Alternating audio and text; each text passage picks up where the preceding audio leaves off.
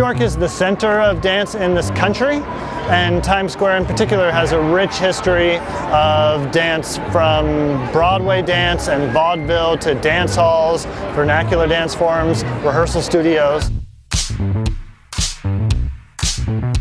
Danspace Project at Times Square is a unique collaboration between a downtown dance venue and the most iconic public space in New York City. So we started with the idea of the history of dance in Times Square, which is quite unique and quite tied to American culture at large. So thinking about the history of vaudeville, tap, street dance, Broadway musicals, that's all very connected to this space. We invited choreographers to consider that history and how it relates to their work and practice. We were interested in a diversity of aesthetics, of artistic sensibilities, of cultural perspectives, and in a way, the way they make work is very different from one another.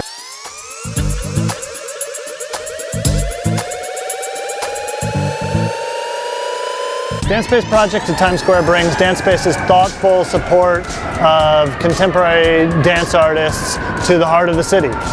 Full Circle Soldiers are making a new work for Times Square called Behind the Groove, Times Square Edition. They will be doing an homage to street dance and club dance from the 1970s through today. They'll be presenting battles and really referencing a history of street dance in Times Square that's been here for a long time and is an important part of the culture here at Times Square. We represent the classic styles of hip-hop in New York City. We'll have all the chronological styles that have emerged from the 70s to now. So club styles, house, hip-hop, crumping, light feet, locking and popping, and of course breaking, right? Gotta have breaking in there. Luciana Achugar has made a new work, New Mass Dance, which is a procession that will go through various parts of Times Square. She's inspired by the New Dance Group, which was a collective of modern dancers who had a studio near Times Square in the 1930s, and they were thinking about social practice, social change, and movement. It's based on a practice I call the practice of being pleasure, which is a practice of making dance as a transformation, as the possibility of becoming another future self rather than entertainment or showmanship.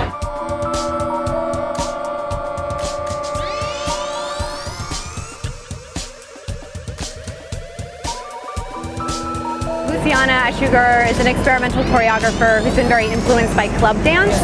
So she asked her dancers to think about ways of experiencing and performing pleasure.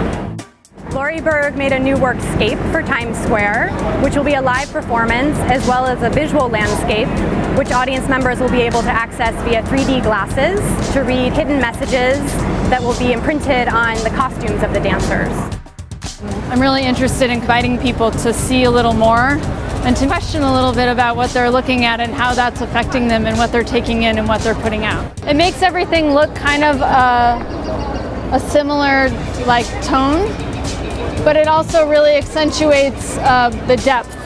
So you have a really different way of looking at the edge of the signs and the buildings and the light and the way that everything is kind of arranged.